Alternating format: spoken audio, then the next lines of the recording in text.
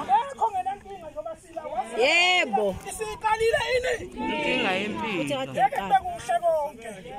Kodwa futhi ngeke kube kubi konke. Ngisho kuwe Madingo, ngisho kuwe Msuthu. Bafowethu ngihambile nale ndoda ngiyako eThekwini. Ziphelele zonke lezi nithi niyazazi nekuthiwa amakhawe nekuthiwa amakhosi inkunzi. Kodwa bengingasabi lutho mangiphethe le ndoda. Ngiphethe le ndoda kuphethe lezinsizwa. Bibethuka lapha bathi ifusekani. Ngifuna ukunxeba. Angijabula mangibona umfana onjengoMsuthu. Ngazi ukuthi umfana akancengwa. Ngakhuliswa kanjalo endleleni. Yebo. Entwane enhle ebethuka ethi ifusekani. Ebabona ukuthi benza kancane. Ubethi mangabe ekhona baqale phansi amandla bemakhulu. Athi dread. Akekho umuntu ongasemukeni basifika nalensizwa yoMsuthu. Shabasakazi ojaja ngishobana abathi bakhulu. Befika bebancane bangihamba nalensizwa. Ukhona uMsuthu.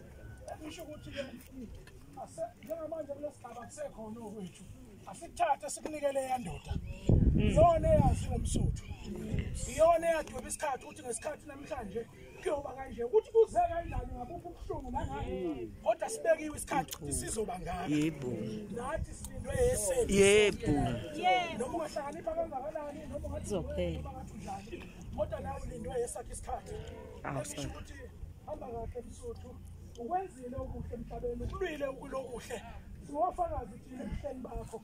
Lapho phazame khona njengomuntu wathelwa uthuli lomhlaba. Ukuyitshintile.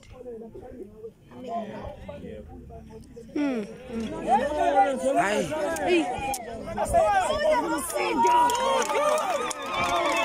Awushaye wandoda. Asasike nje. Ela muntu umiseka ngokunyakazi. Nangecu.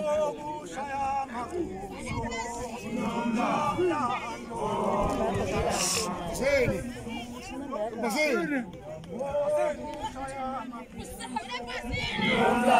Basini! Basini. Oh, Shaya Makoso. Nomla.